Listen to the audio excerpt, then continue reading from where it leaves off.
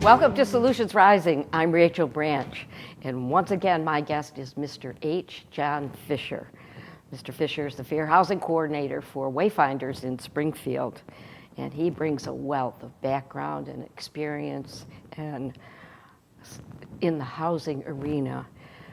We're usually taping shows on the Fair Housing and Civil Rights Conferences, which we will probably be doing again for the next one coming up in 2023. But today we're going to talk about the extremely perilous housing crisis all across the United States and in our Massachusetts communities. The housing obstacles facing our citizens are nearly unbelievable and totally unacceptable. Welcome, John.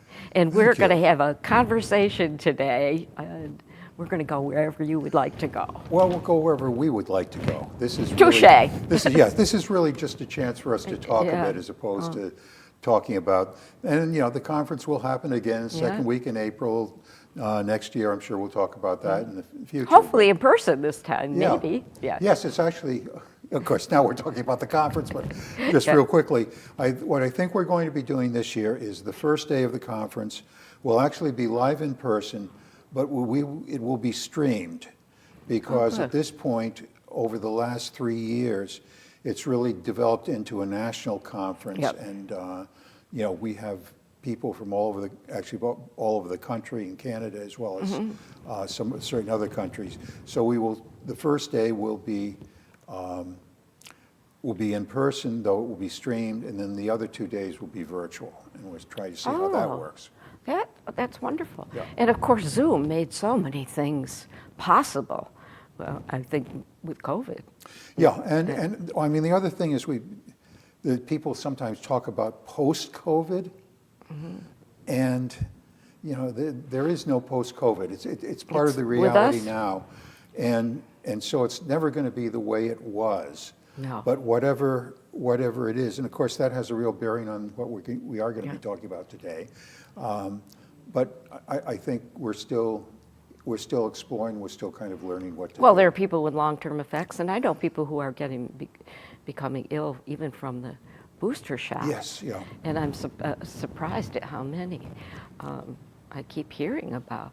But this is the whole part of the housing crisis is what is happening in what I call climate catastrophe and what is happening around the world.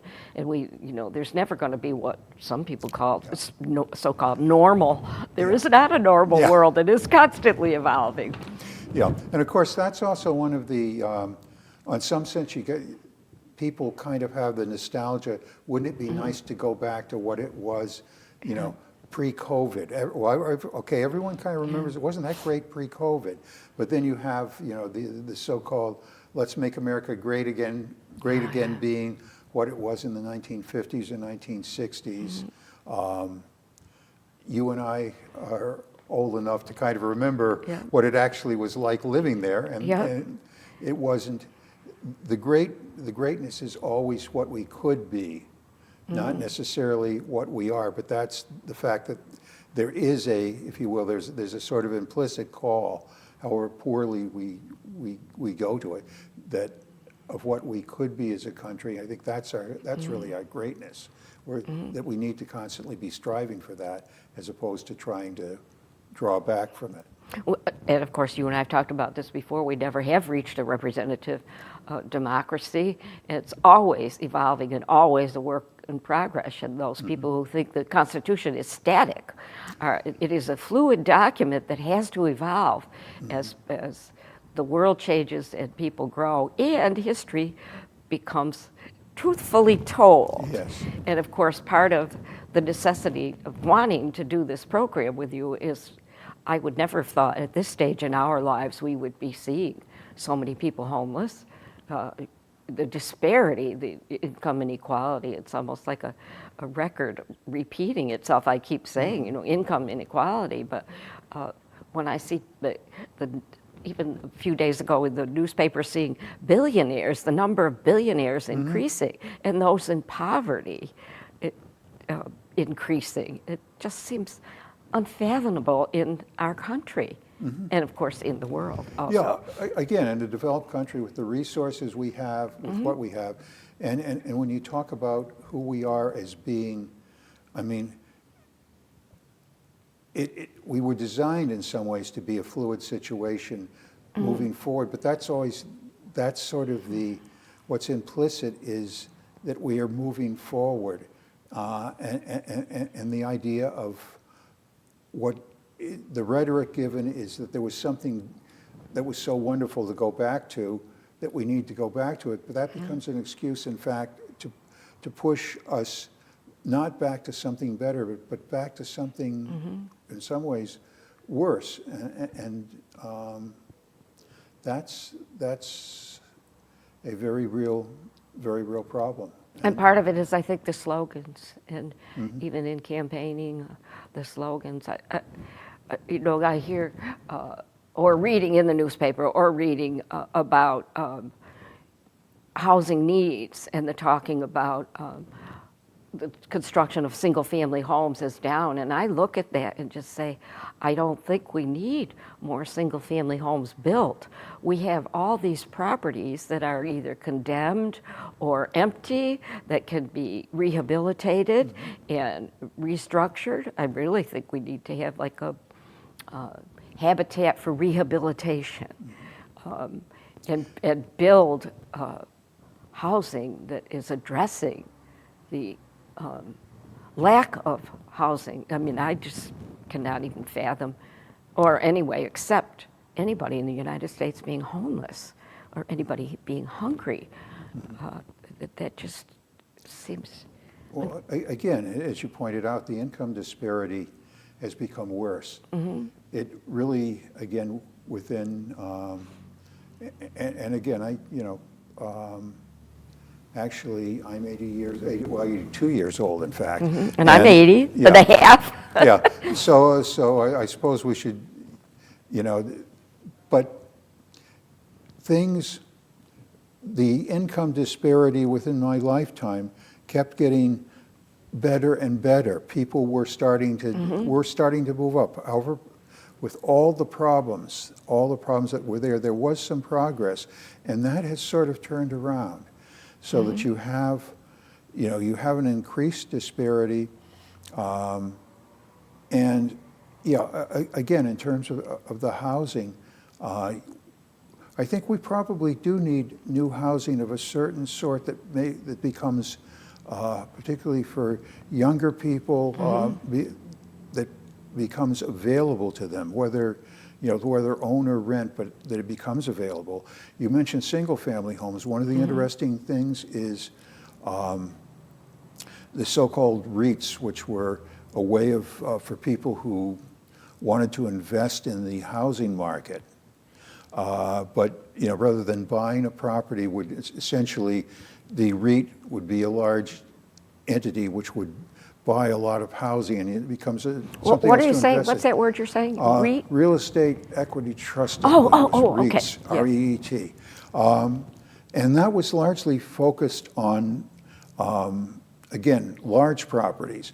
But now there's actually, you're starting to see, particularly during this whole period, in the last couple of years, where you're actually having areas where these entities are going around buying up single-family homes and essentially being able to make more money renting them than, and having them own a series of these single-family homes, which takes them off the market. Well, two things come to mind there. The problem, once again, you can't legislate people of good faith. But when you have entities like that, then you have to watch the rent structures. And I keep hearing this term affordable, and I don't know what that means, that word affordable. But the other part of that is that you could have, we need systemic structural solutions with banking institutions and individuals in the community and real estate people and construction people to work together to build an equitable entity. And that's not pie in the sky, I don't think. And if young people, or even those in now I think we've lost our middle class, but those trying to aspire to There are a have few of them. there's still a few. Three Yeah. or four of them. You can get guided tours to see them once in a while. Oh, hi, I'm still middle class. Good luck. Yeah. But, and even if young people could buy a home that can be a duplex, then you've got rental income and you've got a source of income and housing for another family. There's a solution right there. Well, as a matter of fact, that was historically one of the ways that people got into owning property and building their initial equity was buying a two-family or a three-family. And Yes. going through that. I still, as you know, I do a workshop on essentially what's required of you if you want to go that path. And, you can, go on the Wayfinder's website and find John, it I think we ought to do a show, your workshop, in the next couple of months. Yeah. I would. We've never talked about that. Yeah. I would really like to have that workshop on Solutions Rising. I know you do it on the Fair Housing Conference. Is that a workshop that you give at the Fair Housing? Well, yeah, I just do a Fair Housing 101 workshop there, but it really is. It's in some ways learning to be a landlord, which is not an easy thing to do. And interesting enough, for the smaller landlords, a lot of the things don't work in their favor. So people do need to know how to do this, and how to do it well and do it ethically. And that is one of the things. I do workshops on that, yes. Oh, yes, I think that would be I've written a another book show that we already, ought to do following up on this program today. And will you tell me what you think affordable means? Affordable is, well, I mean, the working definition was that no more than 1/3 of your monthly income should go to the cost of housing. And I remember coming out of school when 1/4 of your income was what it ought to be for housing. Right. But I think now that's the working term, and sometimes I hear it going up, people saying 40% or 50%, and that starts to really tilt, but it is hard. Anything beyond 1/3 is just unimaginable. Yeah. Wayfinders actually has a book that talks about housing, essentially how to rent, how to find an apartment, what's expected of people, what their rights are as a renter, this kind of thing, a little booklet, which is free of charge. And actually, you could, if you go, give me a call. I think my phone number it's wayfinders.org, good. Here's John's that's number. me. That's my phone number. 413-233-1609. Yeah, and I could arrange to email you or send you a copy of that booklet. But the real problem with it is during the last 2 revisions, in the old days, you used to be able to take a budget of somebody who was getting some sort of assistance, TAFDC, essentially what used to be called welfare, which is hardly sufficient anyway. But you could, at that point, you could at least figure, here's a budget that could be done that you could afford to rent. Nowadays, it's really, how can you co-house? What else can you do to be able to make it work? Because you're not going to find a place you can afford to rent on welfare. And there, again, it's a matter of supply. It's a matter of what really the way the system is structured against you. It's a function of the fact that you're really not getting what's really a fully living wage. I think now I look at that, I think of in the 50s, the women that went into the market in World War II, and the control and the restructuring to put women back in the home and not allow them into the workplace. But there was only one at that time, a man provider. And that also was another control and discriminatory practice against women and the health of our economic system. And I remember I went to Catherine Gibbs in Boston, and we had a professor from Radcliffe in economics. For some reason, I was good at economics. And he said, what would it cost you prudently to rent and for your expenses for a year. And I said $3,800. This is 1961 now. And he said, well, how did you come up with that figure? I said, well, rent and your food and, you know, the expenses, your clothing and everything. And he said, and I said, but the figure that you used, the word that you used was prudent. Mm-hmm. That was prudent. I don't even know what prudent today would be in renting. Well, in fact, if you want to take some of these figures, going back about then, I'm doing a rough thing in my head, but multiply it by 10. And so you're talking, what, $30-something thousand? $3,800 by 10? By 38,000. 38,000, yeah. Yeah, and that's sort of not done. And so if even a third of that, it'd be 10,000 just for, well, more than 10,000 for rent. Yes, which in fact is less than $1,000 a month, which is, and again, there is help in a sense. I mean, there's a Section 8 program, which is actually a very good program, and interestingly enough, it's very good for both tenants and landlords. It really does, there's a certain, if you will, the term bureaucracy isn't quite accurate, but a certain, I mean, it's heavy on paperwork at the beginning. It can sometimes be something that gets, a particular administrator may, on a local level, make up almost their own rules and make it hard to work with and so forth. But at the same time, it does help out. So it's there. It's by and large not a bad program. And the only problem is to get it, you have to wait for 15 years. You get on a waiting list that you have this demand and this supply.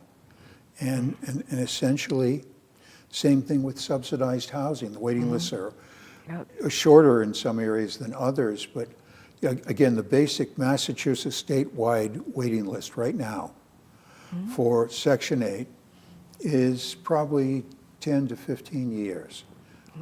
And 2 or 3 years for subsidized housing. Yeah, which means and you apply because you need it. Yeah.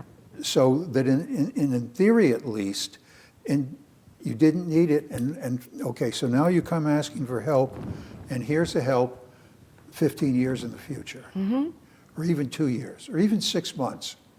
It's really very difficult. That's a failure of our systems and those who purport to be, and there are good people, those who purport to be housing experts and in charge of housing programs. And you and I have talked, I know of someone who's had real difficulty at the housing program with bullying and threatening of eviction. And actually one of the things that this person made a complaint was the use of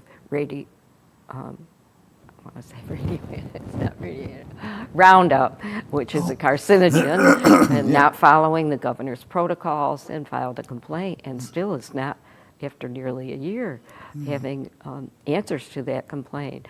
I also know of an anti-bullying coalition program on the other side of the state that's trying to deal with how seniors and disabled people are having difficulty with being respectfully cared for and frightened, frankly, and other areas where there are housing programs that are not being taken care of by those who are in charge of housing programs.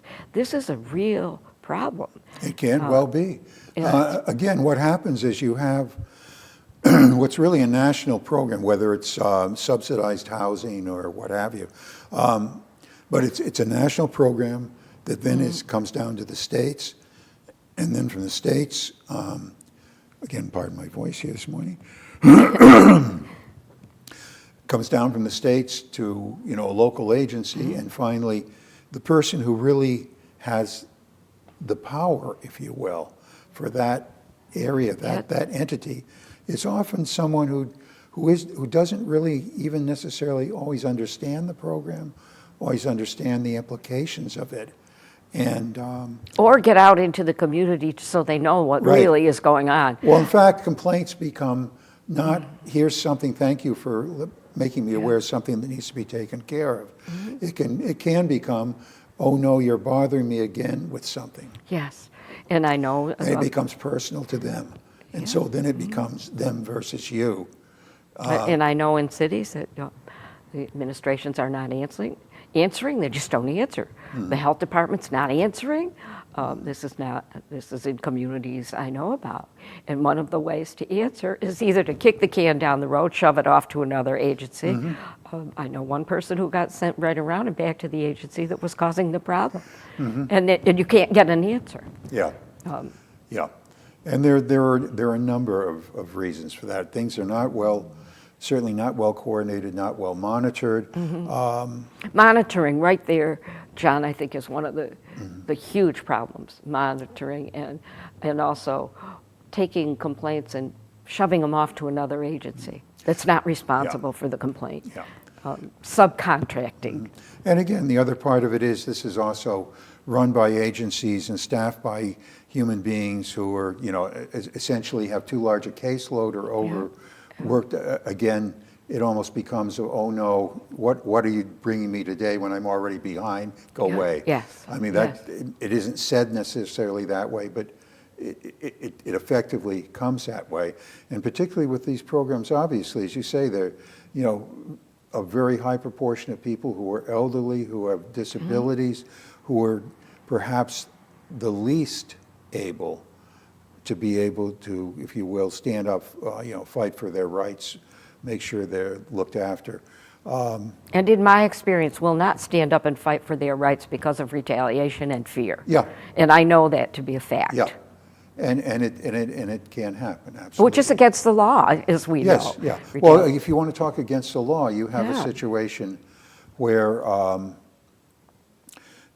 this is very common. Again, Massachusetts and some other states that may be seen in, but Massachusetts essentially has a law which says you cannot be discriminated against because you happen to have a subsidy of any sort, which means essentially that you are in subsidized housing, that you have Section 8, Massachusetts Rail Voucher Program. Connecticut has a very similar law, so that it's essentially becomes discriminatory. Just even, I see this a fair amount, people will apply to subsidized housing. And they are low-income people. They get turned down even though they have a Section 8, which by the very basis of a Section 8 is it's for low-income, it's for people who can't afford the rent. The function of a Section 8 is that it will pay whatever the difference is between let's say the 30% that they can afford, which is probably stretching it for them, but nonetheless, at least it's possible, hopefully. Essentially, it's between whatever they can afford and what the rent is that will be paid. So clearly, the nature of Section 8 is you can't afford the rent, we're going to give you the extra so that you now can afford the rent. But when they apply to some of these complexes, they get turned down because they have the so-called 30% rule, which is back to the idea that we won't rent to somebody whose income is such that their month's income will be such that they can't, that essentially that the rent will be that they pay, the rent will be no more than 30% of the income. So in other words, if the rent's $1,000, you have to make $3,000 a month to be able to rent there. That's the rule, okay? But the person has a monthly income, let's say of maybe $1,000, but they have Section 8. So that they're going to pay, if you will, maybe $300 at the most. The other $700 will come automatically from Section 8. So the person can afford the rent because of the Section 8 program, but the automatic screening process that goes through, and this is not uncommon, is that they say, oh, I look at your income is $1,000. They don't take the Section 8 into consideration. Therefore, you automatically disqualify, which again is absolutely illegal under state law. And who's going to be held accountable, and Who's held accountable? Who's going to investigate it? Yeah, and sometimes this is, and sometimes in some fairness to the person, this is someone who was hired into it who may not really, they may have taken a couple of workshops, but they don't really know how, they don't really understand the program. They don't really have understand. to know the intricacies. Yes, they don't understand, they don't know the laws. So they're using, that example I gave you is something called disparate impact, which is probably a good thing to keep in mind, because a lot of times that happens. It's saying that if a group has and we are getting into fair housing here, but the group has some situation, a disability, let's say, or is involved in a program where there's a subsidy involved, so they can technically, they have certain rights, and the person doesn't understand that, doesn't know that, and so they kind of arbitrarily say no. And unfortunately, when that's brought to their attention, the reaction is, oh no, you've made my life more complicated, not, and if you will, that's the pushback. And then the person who needs the help is essentially, out of fear. Well, the other part is most people with subsidized housing or even with Section 8 have Social Security, and they don't weigh your 1/3 of your income on your net. And you've got a couple hundred taken out for Medicare, and that is also a disparity that is not being addressed. John, I cannot believe it, but you and I have come to the end. I want to do a part 2 on this program. We didn't even get started. I know, we did not even get started, so I'm going to ask you to please come back again. You always seem most agreeable, but in the next month or two, before we do a program on the upcoming Fair Housing and Civil Rights Conference, and I certainly hope the accent will be on addressing disparities for the everyday person. It's a little push for a topic. Anyway, thank you once again for being my guest. Always a pleasure. I'm just thrilled that you say yes and come to Solutions Rising. And if each one of us picked up one problem and solved it, imagine the incredible view we would all have of Solutions Rising. And please expand on what we are talking about today on Solutions Rising and see what you can find out and see if you can be part of a solution. Thank you.